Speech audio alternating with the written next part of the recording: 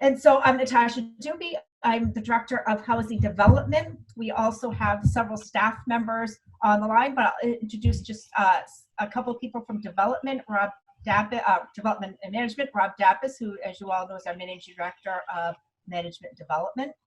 And also Ted Seeley is not able to be on the call today, but he's the Program Manager for the LIHTC program and will be leading future forums. And he is your main contact for all things low-income housing tax credits. And so to go into the agenda, we'll just give a brief overview and talk about the schedule and the timeline. And so, as I mentioned, the QAP is for the 2023-2024 tax credit. So that's applications that we receive in 2022 for 2023 credits, and then applications we receive in 2023 for 2024 credits. And so we're starting this process, giving a full year to be able to conduct multiple forums to get your feedback and comments. That is a really critical part of this process, is to find out, all of you who are have kind of the boots on the ground or involved in development and other areas of affordable housing. We really want to know what you think we should be doing with the QAP. And then for those of you that don't know, the QAP is a document that we use that describes the process for how we allocate the low-income housing tax credits in the state of New Hampshire. And if anybody has any further questions about the QAP, specific, overview of what a QAP is, or the LIHTC program, please let me know, and I'd be happy to connect you with Ted, and he can go through that. I'm not going to go into a lot of detail because many of the callers on here have worked with the LIHTC program and the QAP already. And so the timeline, this is our opening session, as I mentioned, for the public forums. We plan on conducting multiple public forums between now and October. Currently, depending on how things go with the pandemic and vaccines, we are planning to do them virtually. However, as we get closer to summer and early fall, we may consider doing some type of hybrid, in-person or virtual. With other types of virtual meetings we've had with developers and owners agents, we've heard some feedback that although there's something missed by not being able to be in person and talking before and after the sessions, people do like the ability to attend virtually so that they're not driving either a long distance or they're fitting in between meetings. So if we are able to go in person, it would probably be some type of hybrid form. And so after that, we are targeting our board review and approval process for next January 2022, and anticipate the governor's approval in late winter, early spring. And again, so the applications we receive next year will fall, this QAP will apply to those applications. Does anybody have any questions about either overview, timeline, anything we've talked about so far? Or does any staff members have anything to add at this point? We're going to talk to Gloria, and then we're going to talk about the QAP specifically. One other thing I'll share with you about the forums is we have, as you can see on the agenda, we've put some proposed topics to discuss today, and we will be looking for your input on future topics. We are planning one forum to be strictly around scoring, to be talking about revising scoring categories, adding new scoring categories, removing that type of thing. We have another forum that we're planning to talk strictly about program policies and that type of thing. And so you're gonna have a lot of opportunity to give your feedback on many topics over the next several months. Anybody have any questions or comments at this point? Okay, that's kind of the basic setup for the agenda. And so the meat of this program is to talk about these discussion items and then introduce any new change topics or topics you want to talk about either now or at future forums, and then we'll talk a little bit about next steps and some upcoming events or information to share with you. However, before I jump into the discussion items, I want to turn it over to Gloria Paradise. She's the Director of Grants Programs, to talk about federal funding.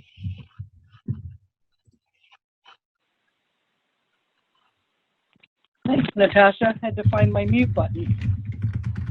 So, as Natasha said, the director for the programs that you folks would be interested in are the Home Investment Partnership Program and the Housing Trust Fund, which New Hampshire Housing uses to subsidize the tax credit projects as well as some supportive housing.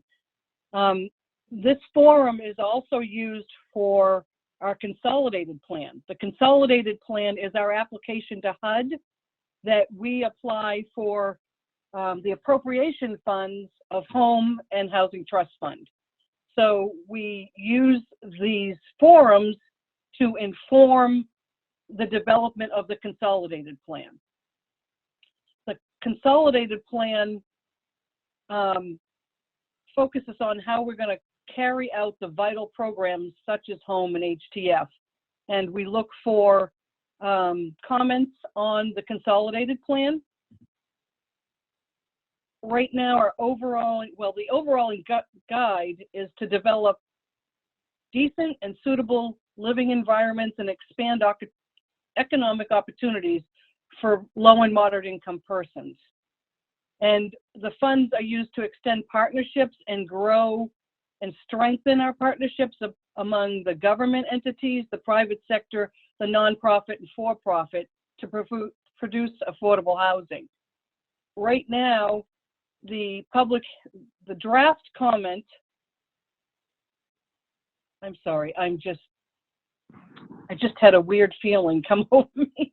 I got lost for a second, excuse me for that. The consolidated plan, the draft, is up on our website. So it's available for you folks to look at and to give us feedback and comment. The comment period is now open from, actually started February 23rd and ends on March 29th. And we have a public hearing, a virtual public hearing that anyone is allowed to attend and invited to attend and encouraged to attend on March 26th to give more input on the consolidated plan. The funds are not only housing, home and community development funds and the CDBG program, which you also know and are familiar with. Those funds are administered by CDFA, but they are a part of this consolidated plan. New Hampshire Housing Finance is the lead for the plan, and it's a 5-year plan, which will cover the period of 2021 through 2025. And that starts July 1st. And also, the Emergency Solutions Grant is overseen by the DHHS Bureau of Housing Supports. So in the plan, you're going to find all of these programs and you're invited to put comment on any of them. And we actually look forward to it. And these QAP public forums, this is the first of the public, if you will, forum to talk about the community needs and to just invite you to look at the plan. Great. Thank you, Gloria. And as Gloria said, just to emphasize, any feedback or comments you provide us now through this QAP public forum, we may use that to help inform decisions made around the con plan. So please keep that in mind. Does anybody have any questions for Gloria or comments about that? And I'll post the invite in the comments chat line so that everybody will have access to the plan. Great. And it's also on our website too. Yeah. Great. Thank you very much, Gloria. You're welcome. All right, so I'm going to get into the meat of why we're all here is to start talking about the content in the QAP and what we might look at for change topics for this upcoming revision process. And so I'm going to jump right into the first topic. And as Rob said, I'm going to introduce a topic, throw out some questions, and then I'm going to unmute all of you so that you can participate and please share your comments and questions. But as Rob mentioned, if you don't have any current comments, please do mute yourself if there's any background noise so that we can hear each other talk. And so the first topic is Preservation Recapitalization Project Initiative.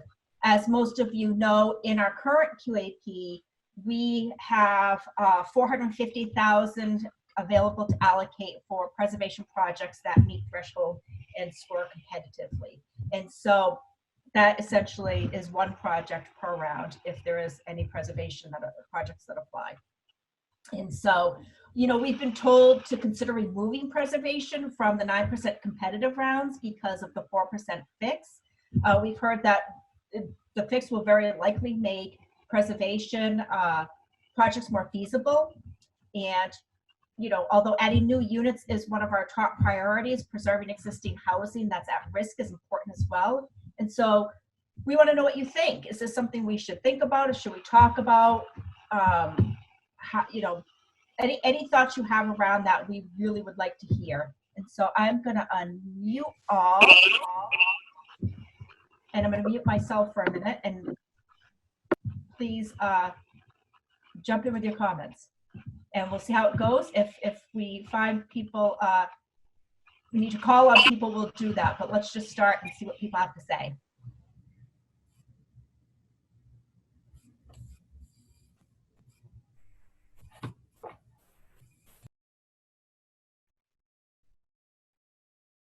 Okay, don't make me call on you individually because nobody likes that. I don't like it when people do it to me, but I'm very tempted.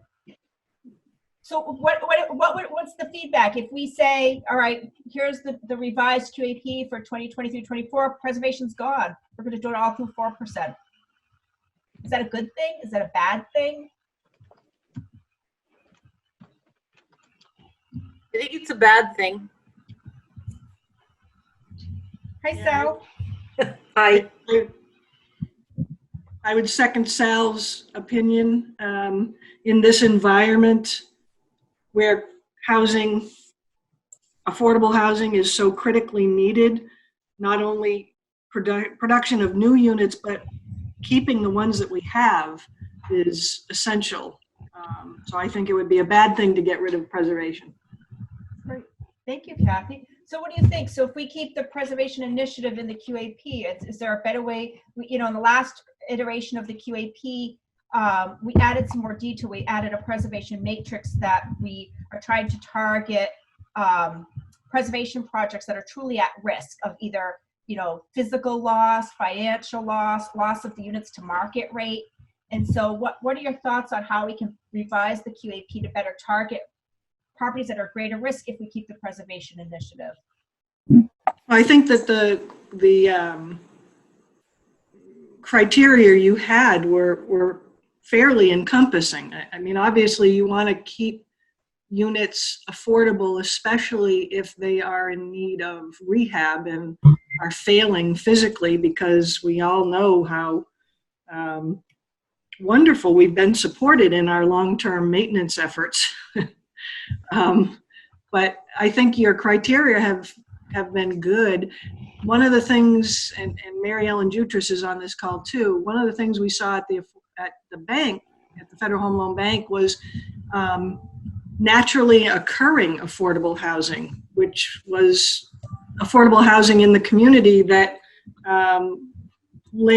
private landlords or private developers wanted to keep affordable, but they didn't have a way to do that. So that might be something that we want to consider going forward. I think anything that can increase the affordable housing portfolio right now, we need to kind of look at. Just, I agree with Kathy, but I have a problem with the term naturally occurring affordable housing. Typically it means slum housing that was built in, the 70s and hasn't been maintained. And so while I think that there is a need to retain existing housing, I just have a problem with that terminology. Sorry, Kathy. No offense, Sal. I know here in Manchester we have what you're talking about, and I know that happens, certainly with absentee landlords. But we have a lot of apartment buildings here in the city that, especially on our west side, that are very well maintained and are affordable. And landlords, some of them are getting older, and they're going to flip these properties to, absentee landlords. And then what has been happening here in Manchester is those absentee landlords are buying them and putting lipstick on a pig and then jacking rents up and taking them right out of the affordable housing portfolio.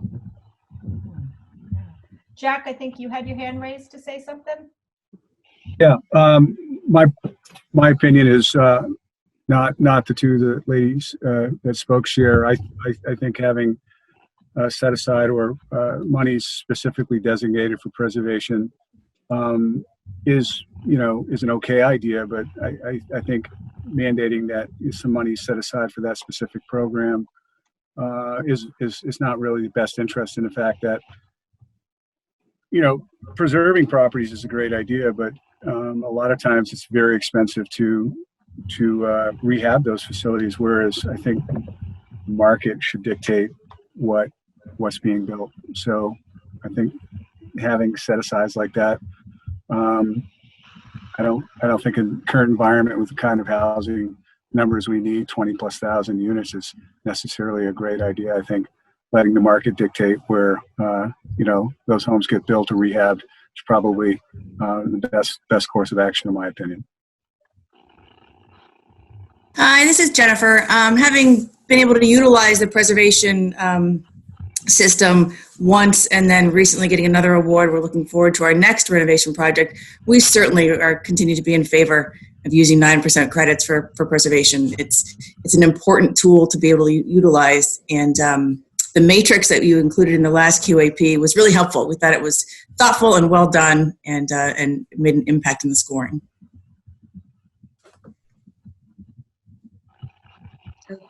Thank you. With that said, Jennifer and others, do you I hear what you're saying, and absolutely we're going to take all of this into consideration and probably talk more about it in upcoming forums unless we completely shut down the idea. But what are your thoughts on the 4% fix? Do you think that will help? I mean, do you think that's going to help preservation projects like ones that you've done in the past? Could they have worked out with the 4% fix? I think that very often our projects are too small for the 4% to make a dent in the needs. Hopefully, the fix will help, and maybe some of the smaller projects will be able to use them. I'm not clear on how you allocate capital subsidy to 4% deals, so I think that has a huge impact on whether or not the 4% credit will work with recapitalizing a 9% deal. Natasha, this is Ken. Can I just jump in Please for a do. second? I tend to agree with Sal as being someone who's, I think, worked on all the renovation projects that we've done. I think, it's the size and then trying to carry that debt that's going to probably force, it might help, but I think you might have to see situations where developers are aggregating the properties they have to try to do it on a scattered sites basis. I think the 4% helps, but I think I agree with Sal. I don't think it's going to get you all the way there. Thank you, Ken.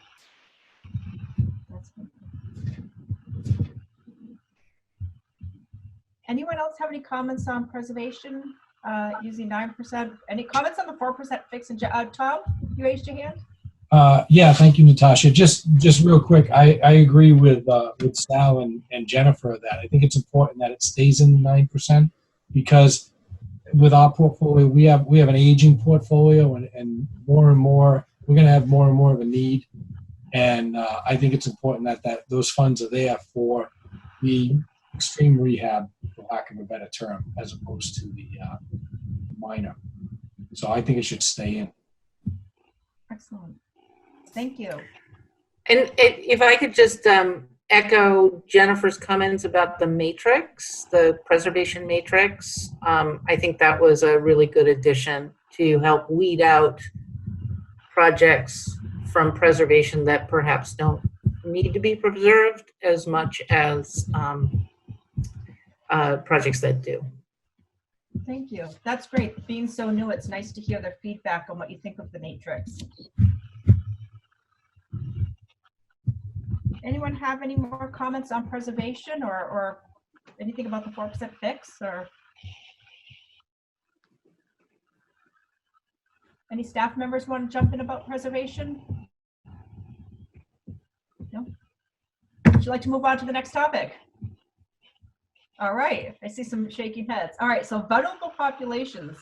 Should we further incentivize serving people with special needs, such as the homeless population? And I'm going to turn this one over to Rob, because you don't want me to just hear, you don't want to just hear me talking the whole time. So we're going to have Rob take this one. Thank you. Thank you, Natasha. I'll just cue it up and then look forward to the conversation. But, this comes out of sort of ongoing conversation over the past couple of years of how we can encourage more development of supportive housing. And, we do that through a couple of different vehicles at the authority.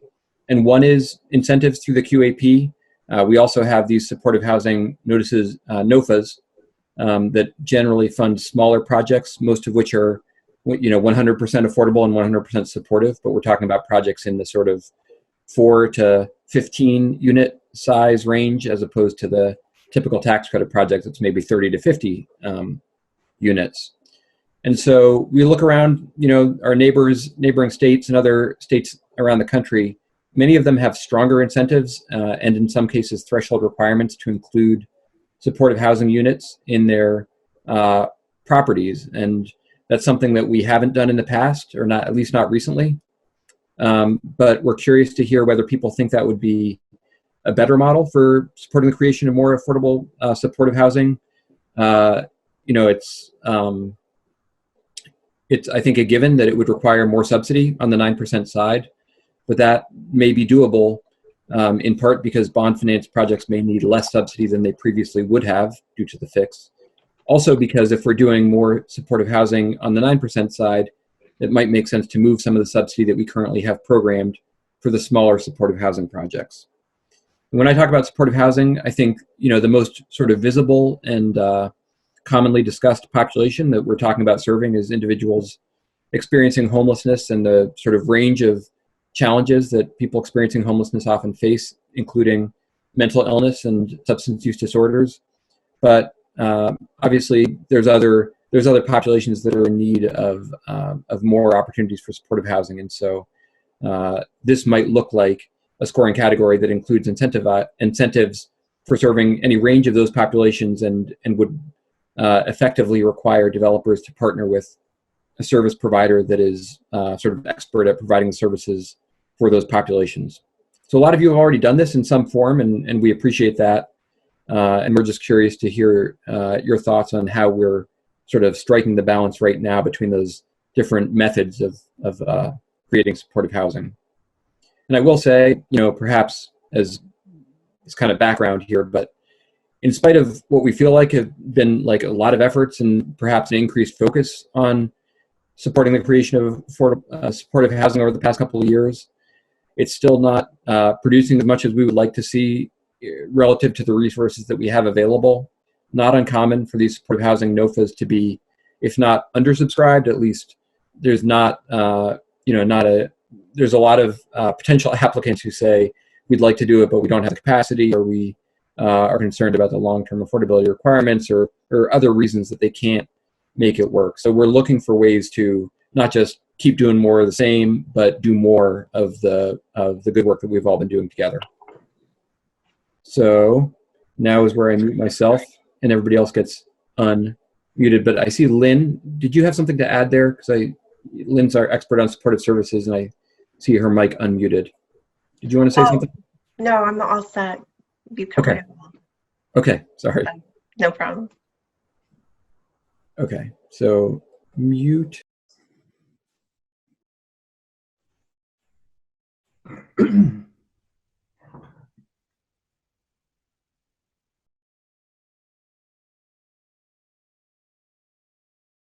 Hi, this is Sal. Can you hear me?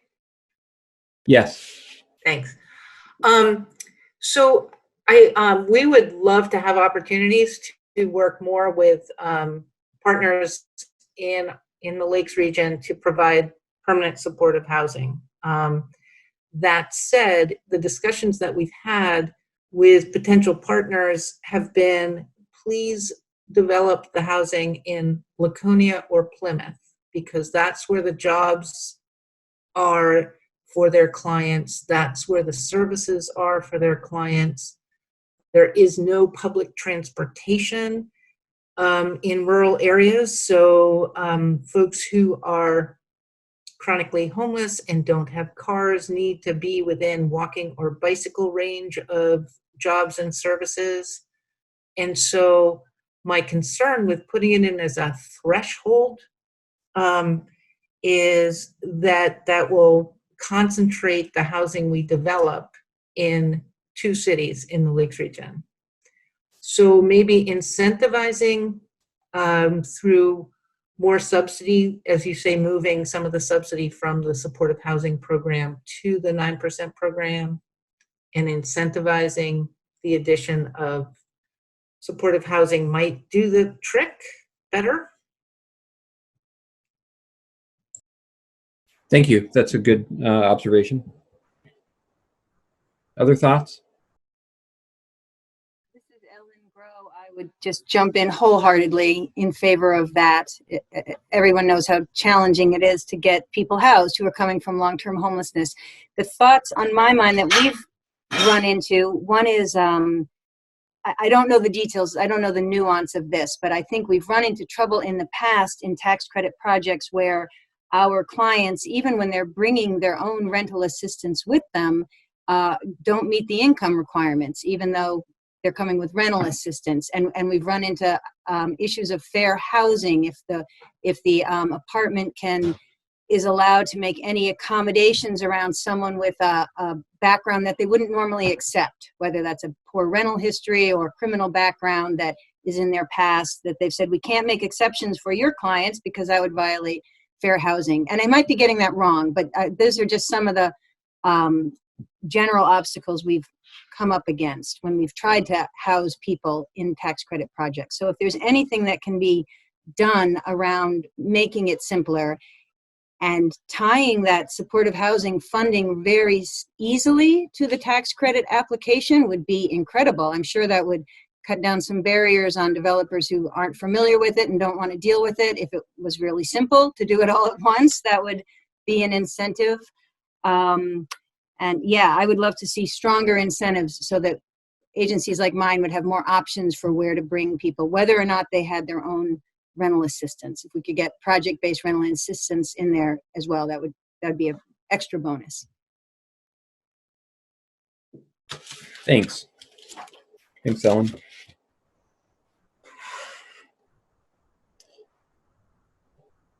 Any thoughts for those of you who work with populations that experience homelessness or are at risk of it, as to what's better for the residents, to have a smaller property that's 100% supportive housing, or to have a set aside of 10% of the units or 15% of the units in a more conventional rental housing property?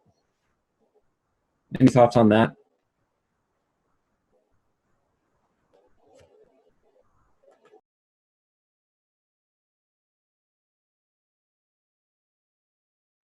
Speak again on that. I think both are good and both need to be encouraged. There's certainly something great about not having concentrations, even 4 or 5 people all in one building with no one else there.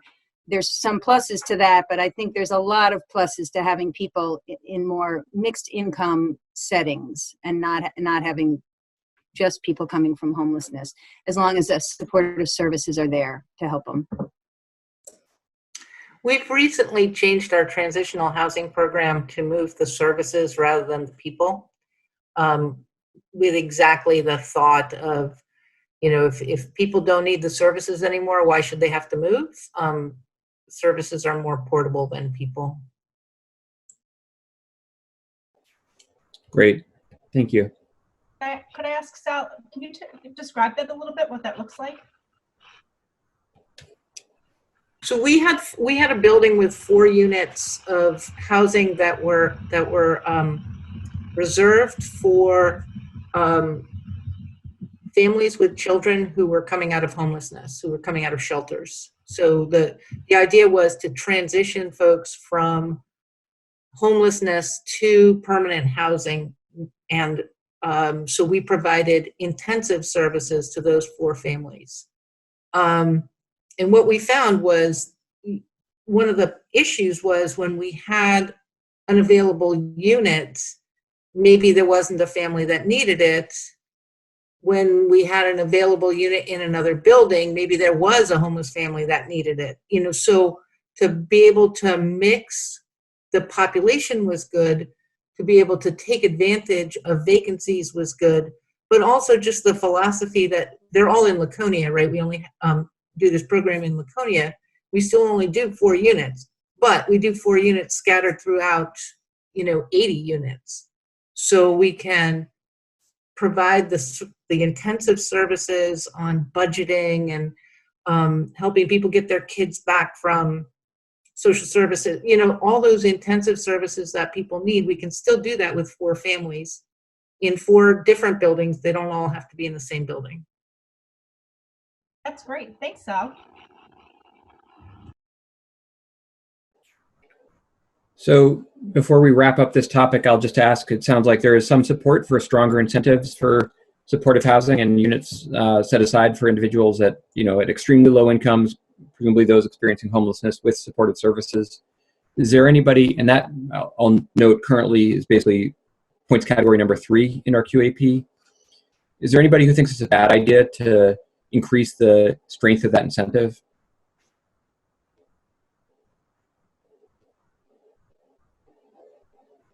Okay. This is Kathy again. I kind of agree with Sal in the way she described what they're doing, because I think one of the things that we don't do is provide a pathway from homelessness to living in independent settings, and taking folks and families from homelessness through transition with services and then getting them into, say, regular tax credit properties is, I think, what we're striving to do. And there's no clear pathway right now to do that.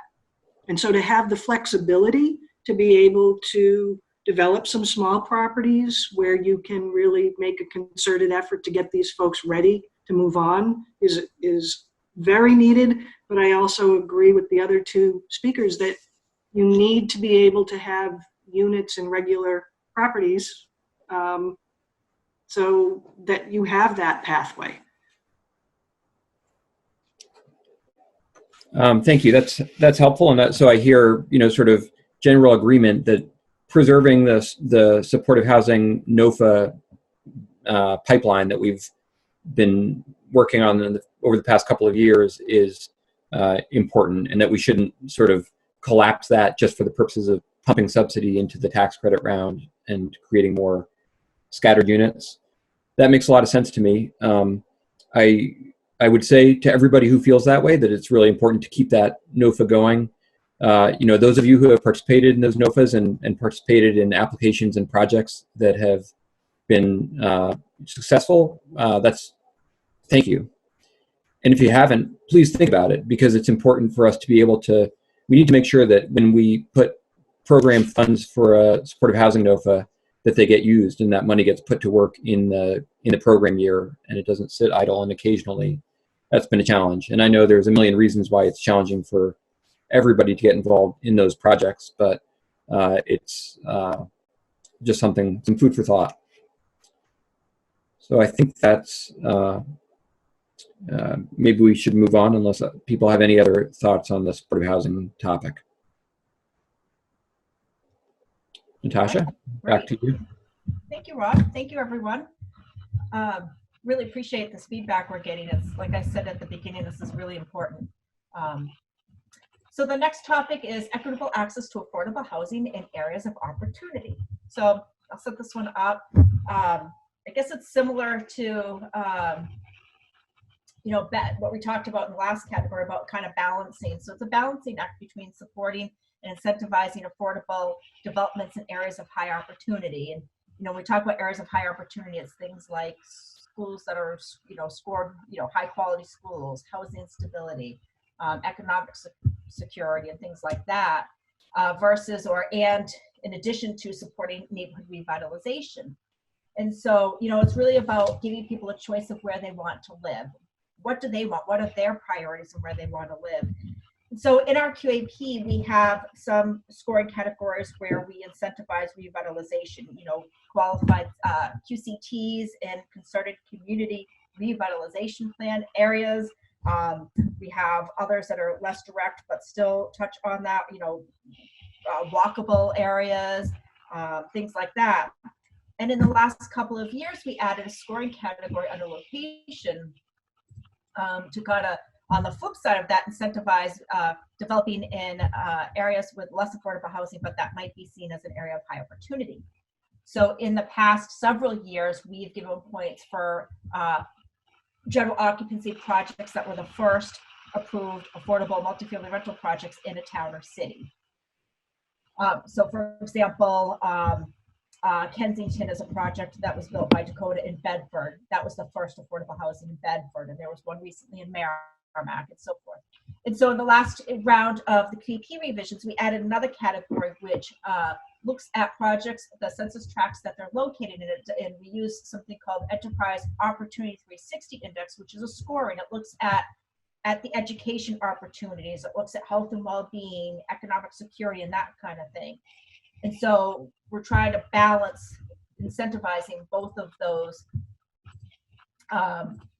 areas of development. And again, we don't know exactly what people want. What are their priorities? Some people do want to, developers do want to revitalize communities, and people want to live there. And then we also want people to have the choice to go move to Hollis or Bedford or Brookline or things like that. And so we wanted to find out from you, what do you see as a priority? Do you think we balance that well?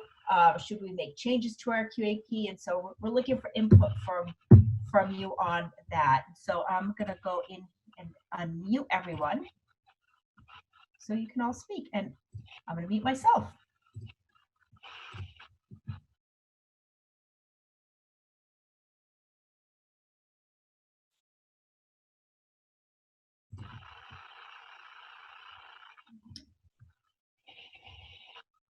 So is everybody happy with the QAP exactly the way it is?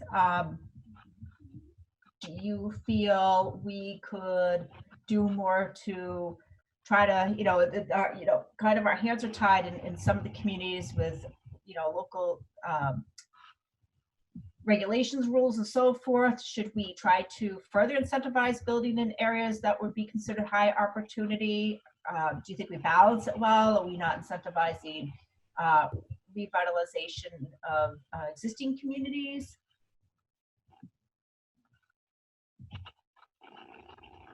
Does this mean our QAP is perfect the way it is? Oh, Ellen? Yeah, I don't really have an educated thought on this. I just know that in every meeting that I'm at in Concord, I hear the complaint that all of the affordable housing is in Concord and is not in these surrounding communities. So just speaking, kind of echoing, just trying to pass on what I hear from all of our city councilors and mayor.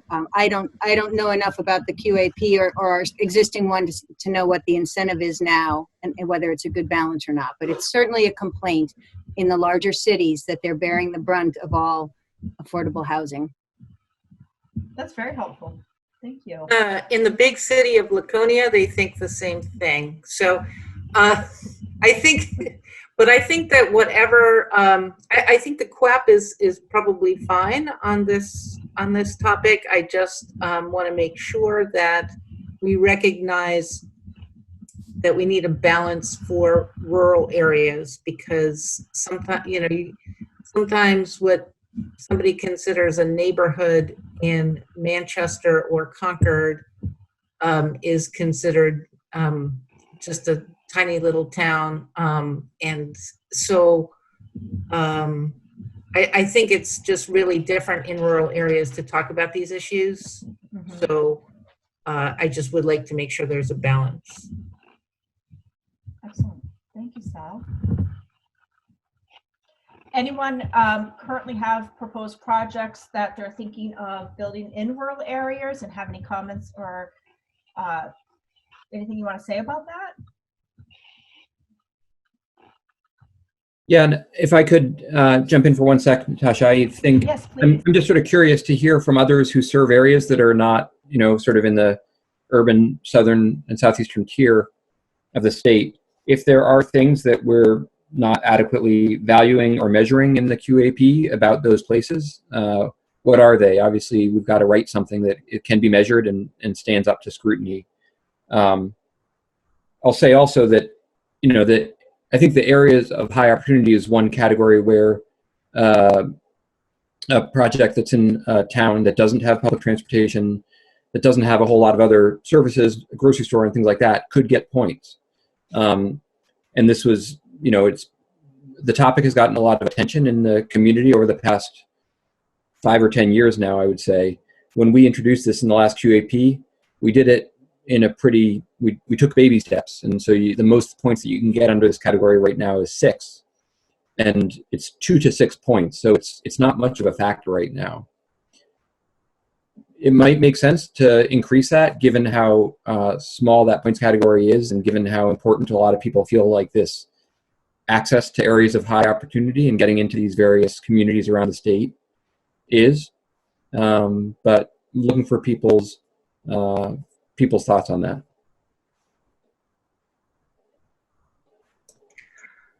I think having 2 to 6 points is substantive in when we look at how close the scoring is in every single round. 6 points is huge. If you can score 6 points off a category, you're dancing in the streets. So I don't think that it's not substantive. I think that it does provide a balance to the whole revitalization question. And I don't think that it makes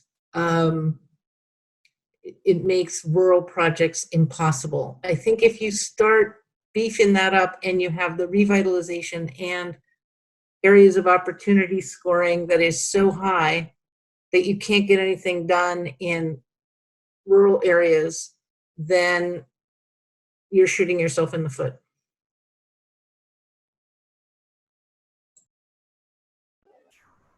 Thanks.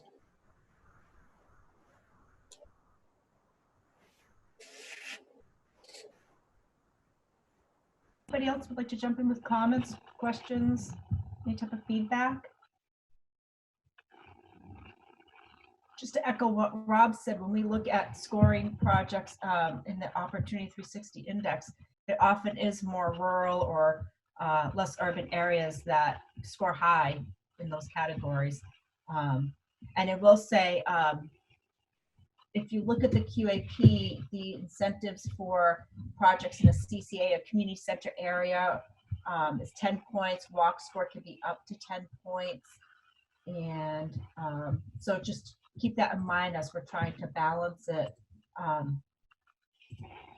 Yeah, that's it. And appreciate your feedback. All right, well, we'll move on to the next topic, which is not on your agenda, but one of the things we thought of that we'd like to talk about is it's coming up a lot in the last few years, but especially more recently, is challenges at year 15 with limited partners and all the challenges around year 15. And so I'm going to hand this one over to Rob, if you wouldn't mind, and talk a little bit about that. Thank you. And I'll preface this by saying there's a lot of you on this call who know a lot more about this topic than I do. And so I'm not going to try to get into the details with this question, but I just bring it up because it's something that it seems like, again, kind of like the opportunity conversation, this is something that's gotten more and more attention every year in every round of conferences and things like that. There's more litigation nationally with respect to aggregators and other sort of bad actors that are coming in. And there are some people who feel like this could be a threat to the program if not checked. And we haven't seen a lot of that activity in New Hampshire, but we're conscious of the conversation and thinking about whether there are ways that we could prevent those kinds of actions in New Hampshire and also prevent those bad actors who may be behaving in ways that threaten the program from becoming active in New Hampshire. That's kind of one part of the conversation. The other thing I'll just mention is it seems like equity pricing is on the rise in some very selected cases. The appetite for CRA credits in some communities is really hot, and by and large, that's a great thing. But I think sometimes that goes hand in hand with, greater emphasis on investor servicing fees. You got to be really careful about the provisions in the contract in terms of how the LP's rights. And so, is there more that we, as the authority, should be doing to prevent that kind of stuff from getting out of hand?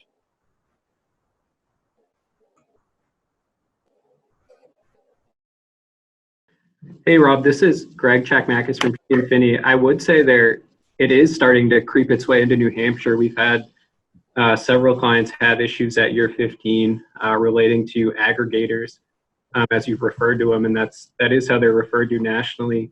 And it is unfortunately a growing trend. I think a lot of these aggregators usually come in after the tax credits have burned off, and they're kind of buying these interest for pennies on the dollar and then trying to extract any equity that's been generated in the project at year 15.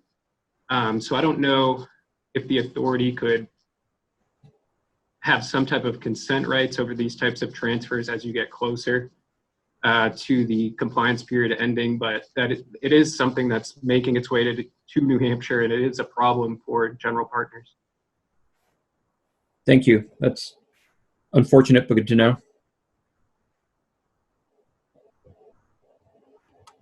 Rob, this is Ken. Maybe we could have a conversation offline, you, Greg, and I, and we can tell you what the aggregators are, trying to do with respect to the way they're working this to try to squeeze dollars out of the project. The good news is across the country right now, they're getting their heads handed to them at the trial court level. And Greg could probably jump in because he's actually working on one of these now. One has not been decided at an appellate court level yet, and I think, Greg, one is coming up, isn't it? Yeah, that's right. There's two cases that I've been following. One in Florida, where I guess one of the arguments that's made is that by purchasing the investor's interest in a partnership, that triggers a liquidating event, which results in a consideration of the equity investor's capital account at the buyout phase, which drastically changes the economics of the deal for the GP. And I don't think that was anyone's intent going into the deal. It's just a creative argument that the aggregators are making.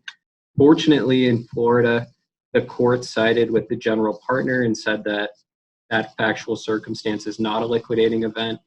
There's a parallel case that's going on in New York right now that is at the New York appellate stage. Oral arguments were heard in January, and I think an opinion is supposed to be coming out in early March.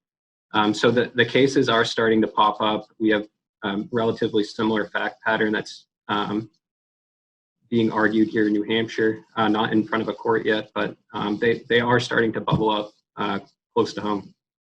Thank you. That's very helpful, and I appreciate the offer to talk more about it. What about anybody have thoughts on the investor servicing fees and other sort of hidden costs in the syndication process? Right now, I think what we've tried to do is a couple QAPs ago, we tried to remove the disincentive for working towards higher equity pricing by allowing developers and projects to go over the caps if it's a result of increased equity pricing. So we know you don't have your deal done when you apply and when you get your reservation. If you work at it afterwards and get better equity pricing, you're sort of held harmless. Is there more that we could do to either to help you in your working with syndicators and investors and kind of ensure that it's a level playing field?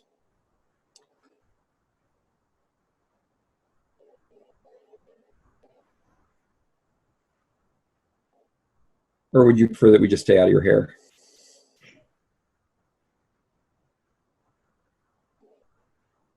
Okay, well, if people, maybe, I know that one wasn't on the agenda, so if you have more thoughts on that later on, please don't hesitate to share them, and that use the QAP email address is the best way, just so we have all those comments in one place. Thanks. Rob, thank you, everyone. So that concludes our suggested topics for today. So the next thing is to talk about, we have about 30 minutes left. Are there any changed topics or otherwise that you would like either to just present as a topic for future forums, or you'd like to talk about today and share some information or your opinion on them? It would be really great if we could come out of this meeting with maybe 3 to 5 other topics. I don't want to put anybody on the spot. So as Rob said, there's the QAP@NIFA.org email address. You can email topics and feedback there as well, so that we can use that for upcoming forums. But if you have something now you'd like to share that we should be thinking about, we really would like to know. Steve, I think you unmuted yourself. Yeah, hi, it's Steve Kaminsky, Dakota Partners. I'd like to talk about the prospect of raising the credit cap. It's been at 800 for a long time, maybe to something like $1 million. We find, our costs are going up like everybody else. And every year we come in, we're pressing that soft dollar pool more and more and more. We're getting to the point where we're applying, at one time we were applying under $1 million on all our projects. Now we're up over $2 million. I realize you're capped at 50, but it kind of stresses that pool. And another thing we've encountered, and I'm not sure if it's an annual thing, and you come in that 3rd or 4th slot, as far as scoring, it, affected us once, maybe twice, where you seem to be running out of money. So you've got more credit than you do soft dollar asks. I'm not sure how the other projects play into that, but we've been in a position where we've gotten credits, not enough soft money, try to make it work out, and it puts us into this Keystone Cops thing of trying to work it out, and that just seems to work out. I think if you raise the limit, take the pressure off the soft dollar pool, probably get one less deal, but that last deal in the queue probably has trouble funding anyways for the reasons I've just explained. You find that Rhode Island's recently done it. They've actually gone the other way. They've raised it to $1.2 million. They're a minimum allocation state. They'll do 3 projects. But it's something to think about. I don't know if anybody else is experiencing what I am, but it's hard to make these things work at $800,000. Excellent. Thank you, Steve. That's helpful. Well, go ahead, Sal, please. So one of the things that we'd like to discuss is the service plan requirement. We're finding that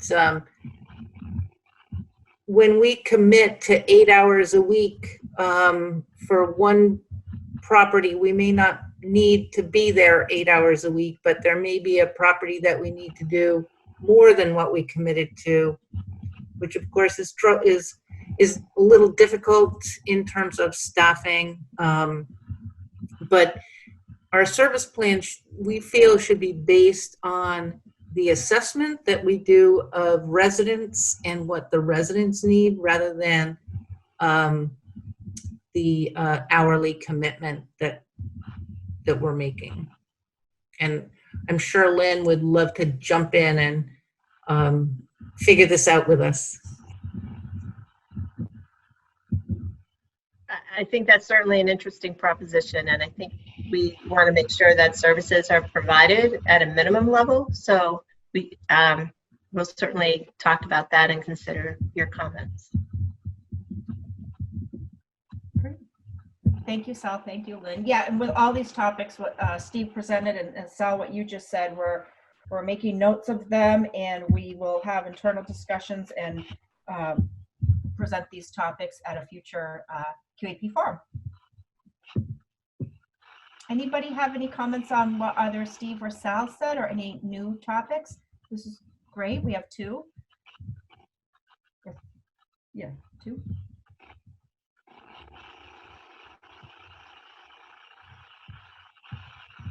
Is our QAP just perfect the way it is?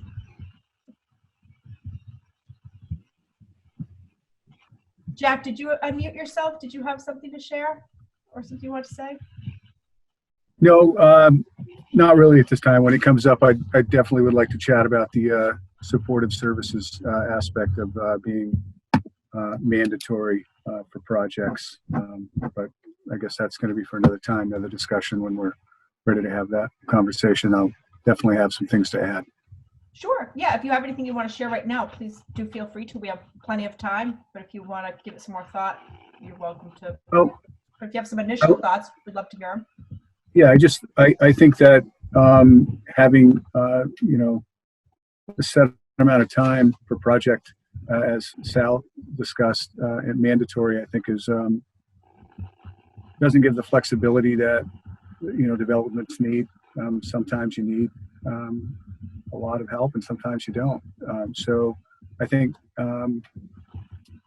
having some flexibility there for the developers and project owners is going to be important. I think having those services available is important, but you don't always need them because sometimes people don't ask for the help, or even when you explain that there is help available, they don't need it. So I think trying to minimize some of the operating expenses is important as things get tighter and these projects move forward, and that flexibility would be great to have. Do you have any recommendations for how to determine what level is appropriate for each property that would make sense for us to apply in a QAP type of situation? I don't at this time. I guess I'd have to look at some of the language that's in there, but it's you know, I think at our projects in Walpole, you know, it's a pretty big line item each year, and whether or not those services are being used by the tenants, it's the line item is still a line item. So it's a pretty big number for a small project. But I'd have to look at it. Maybe Sal and I don't know, Sal, if you want to chat about it a little bit more, I'd love to chat with you about it. But I think flexibility there would be great. But I'll certainly look into it and figure out something and come back to you with that, Lynn. Okay, thank you. Yeah, I should just say that Carmen asked me to bring it up. It's not something that I deal with on a daily basis, Jack, so I'm not the right person from our organization to talk to you about it, but I'll pass that along. Okay. Great. Any other topics you would like to present, or before we move on? So what we have remaining are some next steps, and then a few other topics to update you on unrelated to the QAP.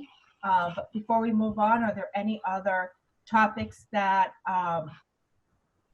people want to bring up, or any staff members have anything to say at this point? Natasha, if I could jump in for 1 second, maybe we won't discuss these in detail this afternoon, but a couple other topics that I'd be curious at some point in this process to hear people's thoughts on. One is the incentive for pairing 9% and 4% projects, which we just introduced in this QAP. I'm curious to hear whether people think that's a good idea, whether people think it's sort of feasible and works and actually acts as an incentive. We did have a couple projects that are in the pipeline that got those points and are moving forward. So we feel like that's, you know, early indications of good results, but we'd like to hear your thoughts on that. Another topic that's gotten a lot of buzz, you might say, in the industry is healthy housing. And there's just like, you know, sustainability and walkability and everything. There's a rating system for everything. And there's a couple new rating systems that have sprung up for healthy housing. And some of them are based on services and some of them are based on indoor air quality and things like that. Fitwell is the one that I remember off the top of my head, but there's others. If people think that that's something that is sort of worth measuring and worth incentivizing, welcome their thoughts on that. And then to throw out a wild card, we had a lot of fun debating the parameters and criteria for community rooms that would get points a couple of years ago, and that one's been kind of quiet. So if people are happy with the size of their community rooms, then maybe we don't need to talk about it. But if people have any thoughts as to how that sort of shook out and how that category is written, maybe we can revisit that at some point. Or maybe we shouldn't, because it was a lot of work to sort of get something that that nobody hated vocally. Hey, Thanks. Rob, I have a question on the community rooms. What is it? And I'm unfamiliar with the sizing of the community rooms now. Is it 750 square feet? So there's a sliding scale based on the total number of bedrooms in the project. Okay. So it's in there. It's on page 18 of the QAP. Great, thanks. Yep. Is it one room that you need to has to be this size, or could you make multiple small rooms, I guess, or if you had a building that was 4 stories, for example, and you had 3 community rooms that together collectively added up to that? Is that something that is in there? There's no provision for separate community rooms that add up to a certain size right now. It's just based on, one room that meets a certain size standard. We'll say no matter how big your project is, the community room doesn't have to be any larger than 600 square feet in order to qualify for points. It can be bigger, but it doesn't have to be for the points. Right. So if you did 2 300s in the same building, then that would qualify. Negative. No, there's no. It's got to be one room that meets that size standard. Okay. I'm wondering if there's any opportunity to discuss making a provision for multiple rooms that add up to that. Yeah, we could definitely talk about it. And if you feel like that better meets the needs of people in your property, then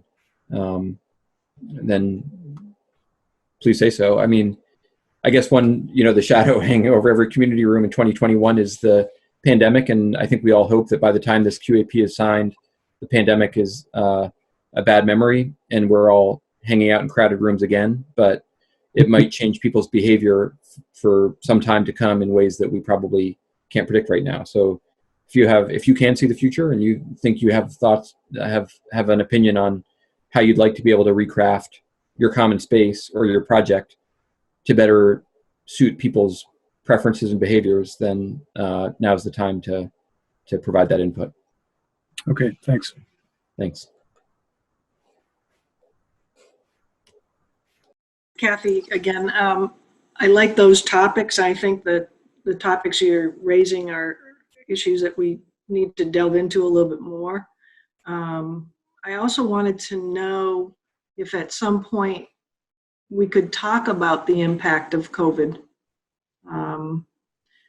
While I think that we're heading towards a place of, people getting vaccinated, and we all really, really hope it's going to be a bad memory by the end of this year, I think we're going to see a roll forward impact, especially on supply chains and costs. I know just in managing property, we've seen that impact.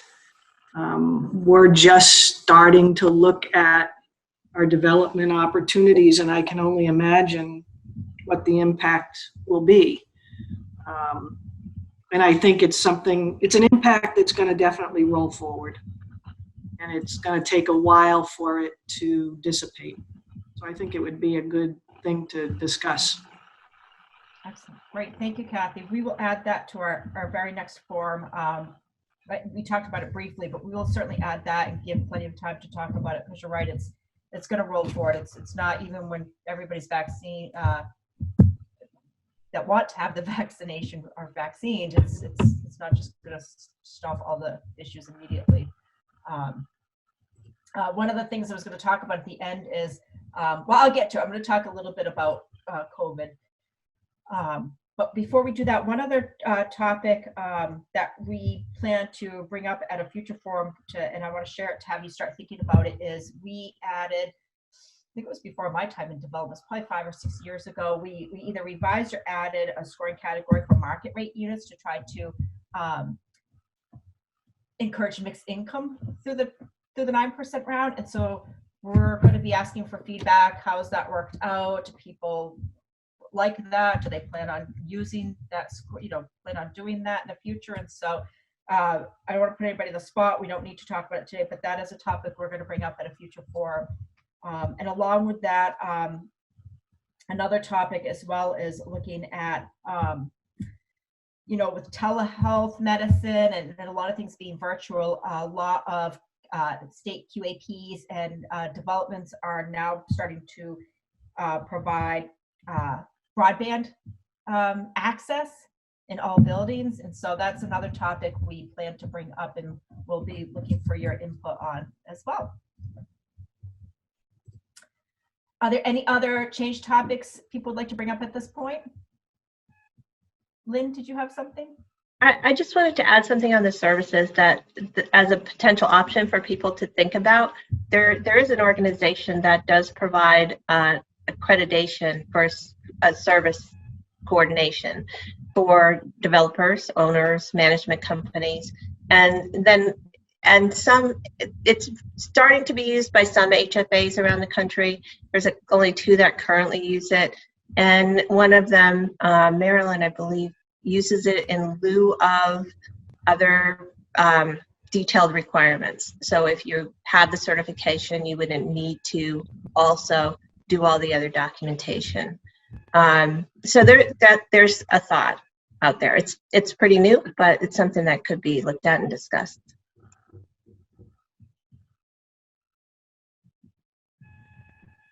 Excellent. Thank you, Lynn.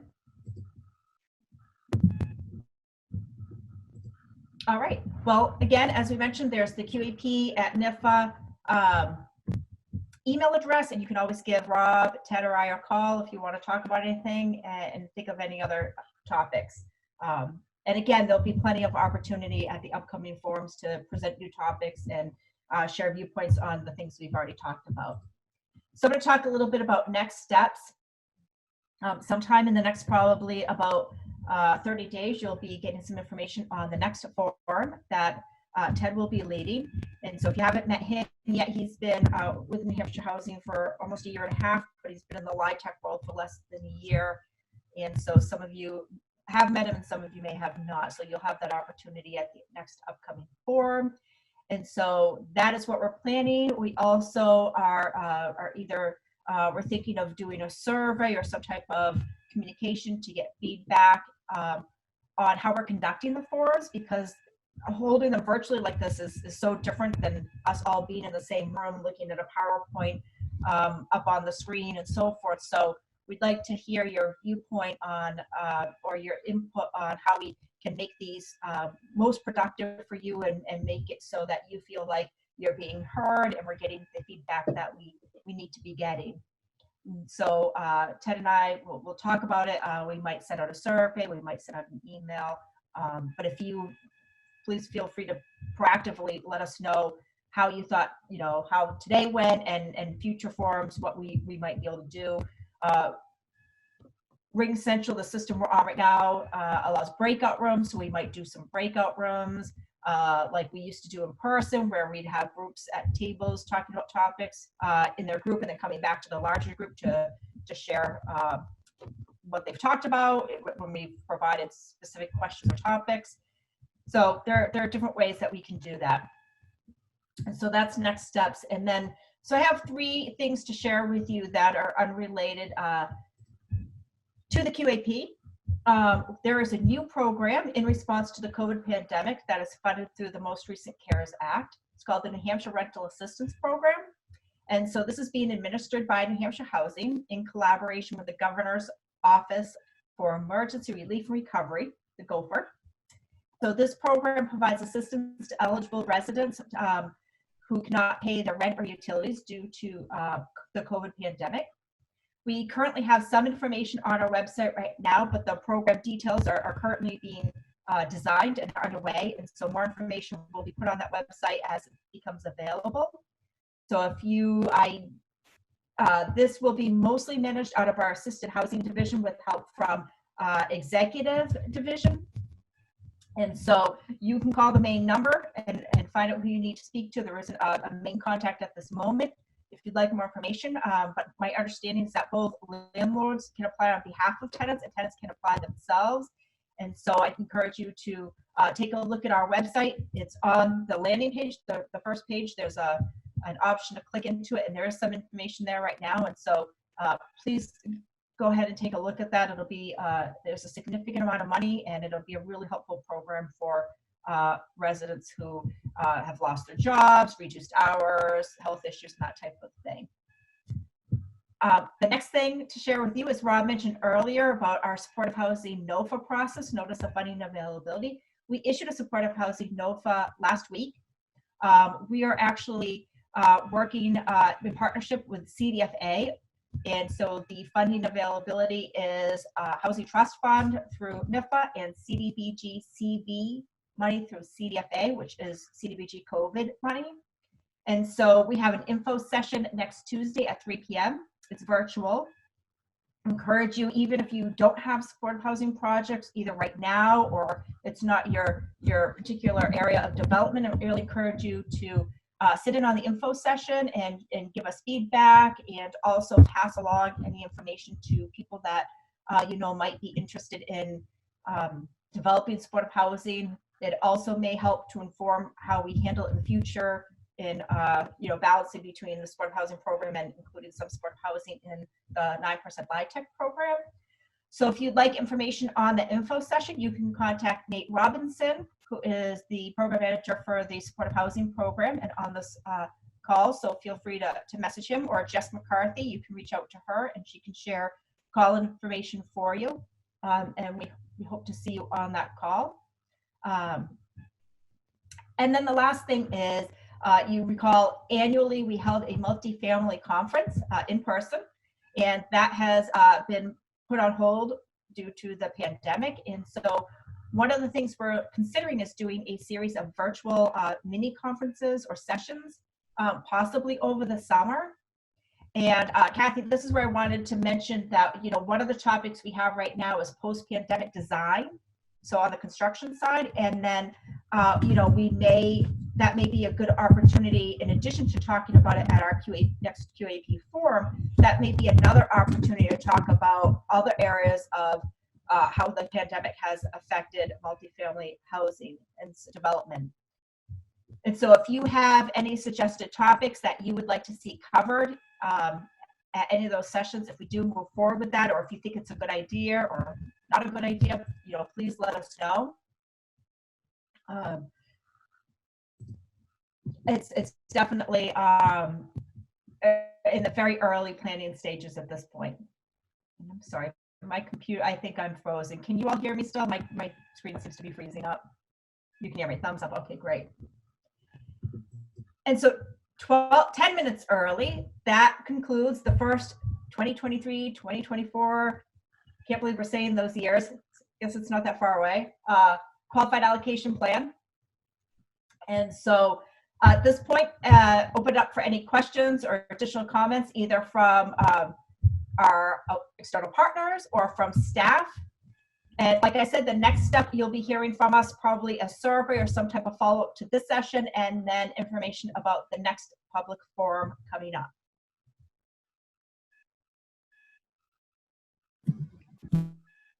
Does everybody think this went well, kind of keeping it open, you know, because we have the, you know, some of these programs, you have a little raise hand feature, we have the chat. It's kind of nice to be able to just all talk.